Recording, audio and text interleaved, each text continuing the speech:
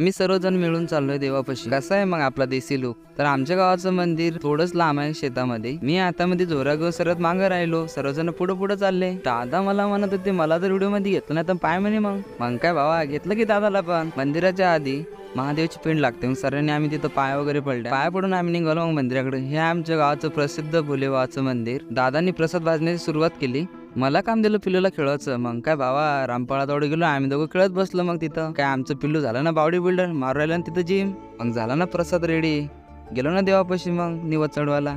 दादानी मला आणि गोलाला काम दिलं बकऱ्यासाठी पाला आणण्यासाठी. मग काय आम्ही गेलो की लवणाकडे पाला बघायला. आम्ही गेलो होतो पाला आणायला पण तेवढ्याच हरभऱ्याचं शेत दिसलं ना. मग काय आपला सुपरमॅन मारली ना उडी. मग कसं आहे मग आपला गावठी रेडर.